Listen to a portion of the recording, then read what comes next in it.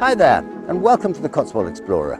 I'm Robin Shuckburgh, and we are exploring the beautiful region of the Cotswolds in southwest England, following in the trail of Herbert Evans, who cycled around this region and wrote about his experiences in this wonderful book, The Highways and Byways in Oxford and the Cotswolds, published in 1905, 114 years ago.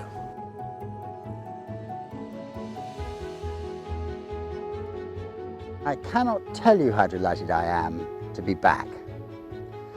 Now, one of the great rules about this kind of filmmaking is that you do your best to avoid setting the film in any particular time frame. Most of these films will be on the internet for the foreseeable future, and you want viewers 20 years hence to feel that it's as relevant to them as it was to the first person who saw it. But we're at a moment in human history, ladies and gentlemen, which I hope allows me to break that rule. Today is the 10th of July 2020, and for months now we've all been locked in our homes in order to slow the progress of the coronavirus. But this week those rules have been relaxed just enough to allow Ross and me to restart the exploration of our favourite region, the Cotswold Hills. We last filmed in January of this year, and when we stopped because we were being a little bit wimpish about the weather. But little did we know that we wouldn't be able to restart for nearly 6 months. Now, it's great to be back, and for the next few weeks while we film this episode, we'll continue on our journey in the footsteps of our travelling literary companion, Herbert Evans, around the area of Stroud and Cirencester. But after that, it's our intention to move further south, outside Evans's domain, and encompassing the southernmost part of the area of outstanding natural beauty still known by the authorities as the Cotswolds, all the way to Bath, quite possibly one of the most beautiful cities in England. Travel with us, ladies and gentlemen, and remember that whilst it might be difficult or even impossible for you to come here now, things will get better. And the Cotswolds is still a place you really should come to when you can. Follow me and I'll go on showing you why. We're starting this episode in the little town of Fairford, right on the A417 from Lechlade to Cirencester. We'll then take a somewhat zigzag route, for which I'm sure you'll forgive us, through villages both east and west of here, passing through Bibury and then west to Painswick and the Slad Valley. Fairford is a town with an unusual history and a church of such interest as to be a fitting place to relaunch our travels. It suffers from one, and it seems to me only one, real difficulty. The road that runs through it on its way to Cirencester was built for an occasional horse and carriage and not for 21st century traffic. It's extremely narrow in the middle of the town, and it creates a slight sense of unease to the pedestrian. However, please don't let this put you off a visit. The square, just off the main road, is a peaceful place, with 2 ancient hostelries next to one another, the George and the Bull, of which Evans wrote in 1905, "These 2 inns together form one of the most striking pictures in Fairford. Standing as they do side by side, in one long line, they occupy one whole side of the main street, just where it is at its widest." These days, there is an extremely friendly cafe at the end of this line to add to its attractions. Evans also notes with horror how the roof of the Bull had recently been retiled with grey slate rather than the local stone, something he found deeply offensive. But it's the church that is Fairford's most exciting asset. It's home to one of the greatest collections of medieval stained glass in the whole of the United Kingdom. There are 28 windows displaying biblical scenes and narratives of extraordinary beauty. The church itself was rebuilt at the end of the 15th century by one John Tame and his son Edmund. They were wool merchants based in Cirencester, and whilst they kept most of the original perpendicular tower, they completely redesigned the rest of the church and commissioned the glass from a Flemish glassmaker in Westminster in London. There have been great stories believed for centuries that Tame captured the glass from a Flemish ship bound for Rome with a gift for the Pope, bringing it back to Fairford to decorate his church. But frankly, the idea of this Cotswold wool farmer behaving like a 15th century buccaneer, pillaging foreign ships for their spoils, particularly those belonging to his most important national customer, was always a little far-fetched. And now the origin of the glass is much more sensibly established. Barnard Flower, who died in 1517 and was glazier to King Henry VII, is now confidently believed to be its creator. Its survival through the many dark times of iconoclastic destruction, civil war, and World War II, however, does involve remarkable stories. It seems that each time unrest threatened the safety of the church, the glass was removed and stored somewhere safe until the danger passed. The first threat in the reign of Edward VI was probably thwarted by the then Lady of the Manor, John Tame's granddaughter, who would certainly have done everything she could to protect the treasures her grandfather had created. On the next occasion, the Civil War, with its armies traipsing through the region, treating the churches with absolute disdain, it seems to have been the efforts of the resident lay rector, William Oldsworth, that saved the glass from inevitable destruction. He removed it from the windows and carefully concealed it until the danger from Essex's dragoons or Ireton's troopers had passed. During the Second World War, Fairford was in the middle of the largest concentration of airfields on the island, including one of its very own, and once again the glass was removed to safety until the conflict was over. Each time this happened, the glass was replaced with some level of inaccuracy, but over the last 15 years, careful and hugely impressive restoration has put it all back in its correct place, and now it's protected by layers of clear, toughened glass.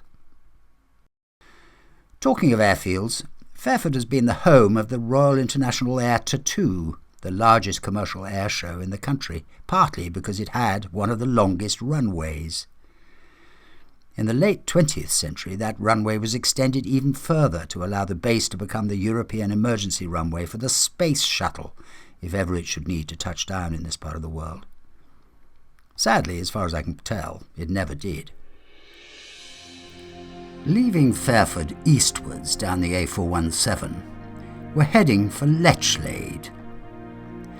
I'm very fond of this town. It's unlike many of the Cotswold towns in that it has a feel of a solid, working country town, largely unaffected by tourism. It has its modern world features, and it's a great place for celebrity spotting, but it feels like a genuine working town. This is probably explained by the fact that its history is based largely around its proximity to the River Thames. It sits at the confluence of the Thames and the Leach, from which it gets its name, and very close to the source of the former. It was always an excellent inland port for trade down the Thames to London, but in the 1780s a canal was built to join the Thames at Lechlade to the River Severn, making a direct route from London to Bristol, slicing the country in half and guaranteeing a prosperous future for the town. The church of St. Lawrence was built in the late 15th and early 16th centuries and is well worth a visit, but I think perhaps the best reasons for visiting Lechlade might be found in their amazing new sourdough bakery, their cafes and shops, and, of course, the river. After an excellent sourdough sandwich and coffee in the cafe, we're heading north, down the A361 towards Burford. About 4 miles down this road is the small village of Filkins. Now, some of the eagle-eyed amongst you will remember that this is the home to the Dancing Trousers Cookery School, where the lovely Alexis passed on her brilliant expertise to people like me. She's entirely responsible for the fact that I've become a highly confident cook in my later years, defying the caricature of the hopelessly incapable old man I might otherwise have become. It's also where an absolute must for the Cotswold traveller is to be found: the Cotswold Woolen Weavers. This is a cross between a museum and a shop, from which I've been buying presents for friends and family for years without a single disappointment.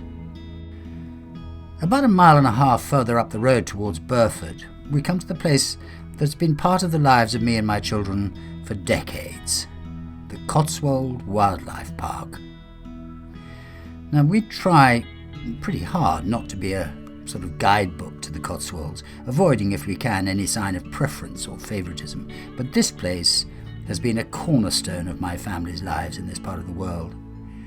The poor park, along with so many wildlife organisations, has had a torrid time over the pandemic, but they're open again, so please, if you can, visit them soon. We're now heading west again. You have to drive 1 mile or 2 back down the road towards Lechlade, and opposite Filkins look for the sign to Hatherup. This little lane leads you across typical, although slightly flatter than normal, Cotswold countryside, to the villages of Hatherup, where you'll find an excellent pub and a pretty little village to roam around in, and then we suggest on to Hatherup and Coln St Aldwyns. The name of the latter gives the game away. This is the valley of the River Coln.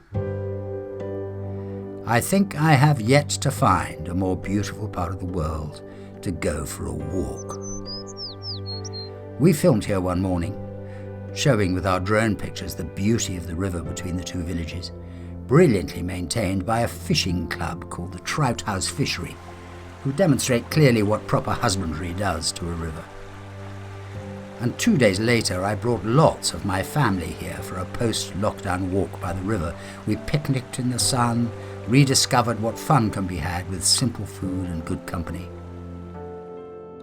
Hatherup Castle, which towers above the river crossing, is a school and has been for generations. My elder sister was a boarder there in the late 1940s and early 50s. Travelling west again, we come across Bibury, a world-famous Cotswold village, and we visited here before. As you approach it down the little lane from Coln St Aldwyns, the first glimpse you get is of the great house of Bibury Court. When we last visited here, it was covered in a protective sheet and quite invisible.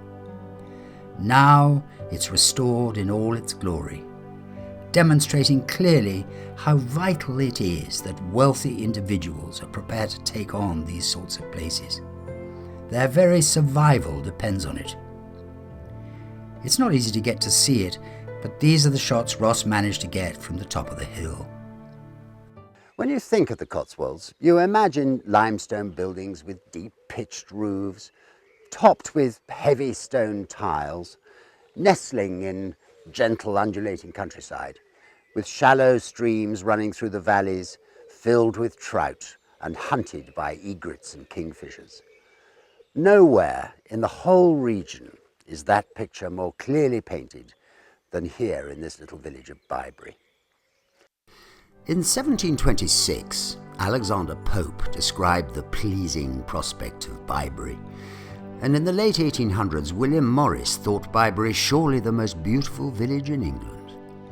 But it was in 1898, on the publication of A Cotswold Village by Joseph Arthur Gibbs, that Bibury really became famous. The best known view of Bibury is of the row of late 14th century cottages known as Arlington Row. Built originally as a monastic wool store, in the 17th century it was converted into a row of weavers' cottages. They stand at the foot of the strangely named Awkward Hill, pronounced locally as Awkward Hill, and now belong to the National Trust. In the 1970s, they restored and altered the buildings, merging some of the cottages together to provide comfortable accommodation for the 21st century. The River Coln, which runs through Bibury, is teeming with trout, and at one end of the village is the Bibury Trout Farm. Next to the bridge over the river, which carries the main road to Cheltenham, millions of rainbow trout are spawned each year, and the smoked trout available from their shop is justly famous.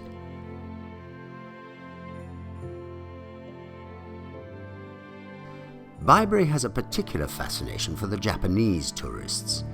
In 1921, the Crown Prince Hirohito, before he became emperor, famously visited England as part of his European tour, a trip which he described as one of the happiest times of his life, and he visited and stayed in Bibury. Thousands of his compatriots have followed in his footsteps. For many years, the village has been served by 2 hotels. One of them, at Bibury Court, a beautiful 17th century manor house, has recently become a private house again. The other, now known as the Swan, is still in full flow. Originally a 17th century coaching inn with stabling and a tap room, these days it's a fine hotel with comfortable rooms and excellent cuisine. It's said that local trials were held here, a claim perhaps backed up by the small stone lock-up built next to the road a few yards from the hotel. The village itself nestles around the church of St. Mary's. It's a Saxon church, originally dating from the 8th century, with Norman and Gothic additions. So important were some of its Saxon artefacts that they've been removed to the British Museum. However, the church remains well worth a visit. Wandering around this extraordinarily beautiful place at Bibury, admittedly at the ungodly hour of about 5:30 in the morning, which we've done in order to avoid the huge amounts of traffic that we've spoken about earlier on, it's quite clear that why William Morris thought this the most beautiful village in England. Leaving Bibury, over the bridge heading west, the next village you come to is Barnsley. This little village is worth stopping off at, particularly if you're looking for a country walk. Just outside the village, with the footpath running just past it, is a beautiful house called Barnsley Park, painted here by my talented wife Pip Shuckburgh, and not to be confused with Barnsley House, a local hotel which also owns the pub in the village, called, you may be surprised to hear, the Village Pub. This little inn was built by Edmund Tame, the younger of the builders of the church at Fairford, as a halfway house on his journeys between Fairford and Rendcombe. The little church opposite the pub has an unusual window made from a Roman altar, which originally came from Danglingworth. We're now heading westwards, skirting Cirencester, which we will revisit another time to look at its Roman roots, and heading for the extraordinary escarpment town of Painswick. We've headed west from Bibury, skirting Cheltenham and Stroud, which we will visit later, and here we are at the top of the steep edge of the hills. We've been on this escarpment before in Broadway, Edge Hill and other places. It forms the western boundary of the Cotswold Hills. In the north it overlooks the great plain of the Midlands known as the Vale of Evesham, down which Stratford's River Avon flows to join the River Severn at Tewkesbury. And here we look over the valley of that mighty Severn River and the Vale of Gloucester. It's on these slopes that most of the quarries are to be found. Here it is that the wonderful Cotswold oolite limestone is dug from the ground and used to create the beautiful, romantic dry stone walls, cottages and stately homes of this region. You could say it's the very foundation stone of the beauty of the Cotswolds itself.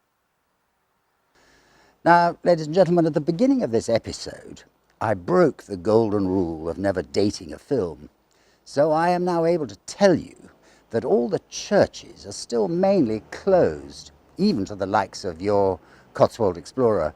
So any images you see of the inside of most of the extraordinary churches in this episode have been and will be library pictures. Now, this is something that Ross and I would never normally countenance, except for these really rather awkward circumstances. So come with me and let's explore Painswick and its surrounding villages.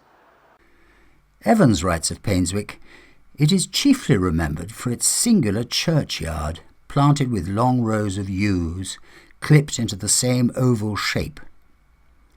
The first set of these trees was planted in 1700, and there is a legend to the effect that their number has always been 99, and that it's impossible to increase it." Evans also says, but as a matter of fact, the number at present, in 1905, is 118. The churchyard has been for years a place of recreation for the locals, who walk its tree-lined paths with their dogs. The gatehouse was built at the beginning of the 20th century from the timbers of the old belfry. The church itself is a late 15th century perpendicular church, the likes of which we've come across many times before, built after the dynastic struggles and at the time the clothing industry was growing in strength. A slightly grimmer memory of Painswick is a resident at the time of Henry VIII, one Sir Anthony Kingston. He was a staunch, indeed fanatical royalist, who inherited the manor of Painswick from his father and gathered a small army to help King Henry suppress the Pilgrimage of Grace, a Catholic uprising which started in Yorkshire and spread southwards, an action for which Kingston received a knighthood. He also became an agent for the king in his efforts to punish those who had supported the rebels. One such, the Mayor of Bodmin, got a message from Kingston that he would like to visit on such and such a date. The mayor was keen to impress and set up a dinner fit for a king, but before they sat down, Kingston said he wanted a gallows to be set up for a hanging that must take place later. The mayor arranged it, and a dinner of great celebration was enjoyed by all. It was only after the meal that Kingston revealed that the gallows was for the mayor himself, for the support he had supposedly given to the rebels, and he was summarily hanged. At home, Kingston set up a gallows on the village green of a local hamlet called Sheepscombe, where he appointed a full-time hangman, giving him an acre of land from which to live, and which is still called Hangman's Acre.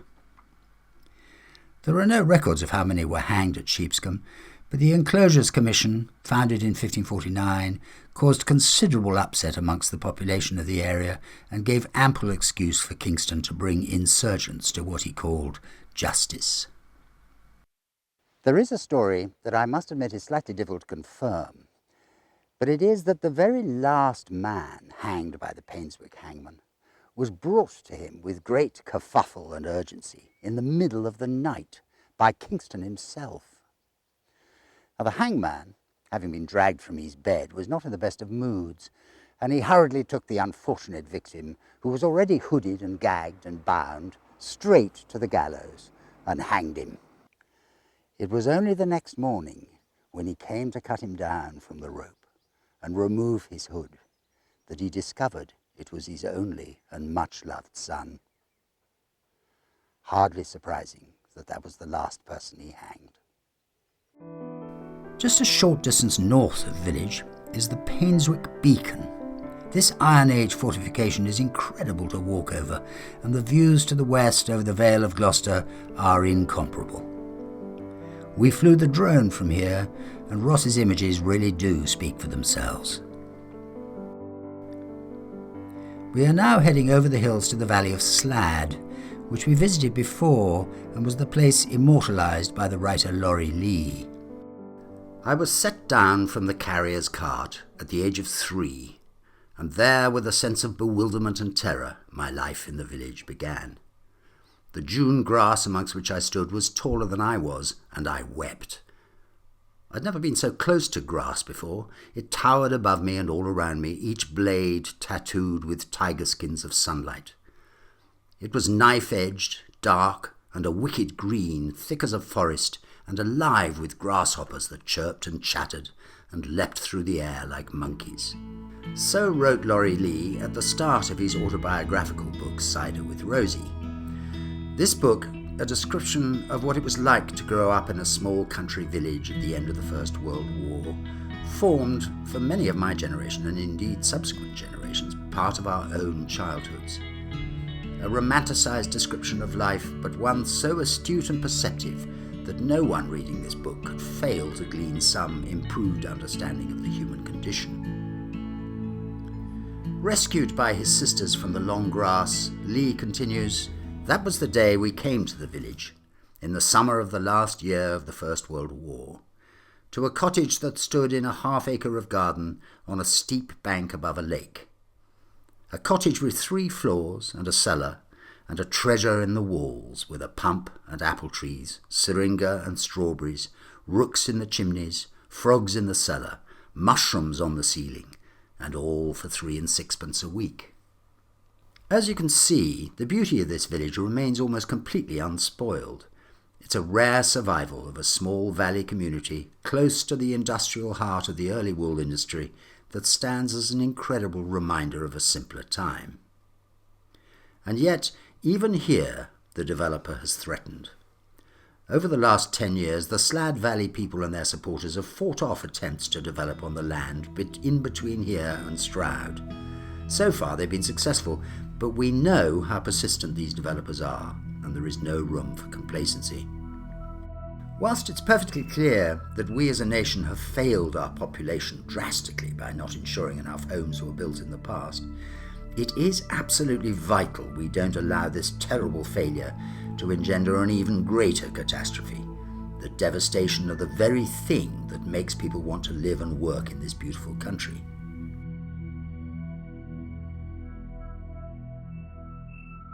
It's such a beautiful place, highly romantic. The pint of beer in the woolpack behind me was delicious. And Ross and I have made ourselves very fit by wandering up and down this extraordinary steep valley. Remember, if you want to see any more of our work, you can find us on Facebook, you can find us on Twitter, and our website is thecotswoldexplorer.co.uk.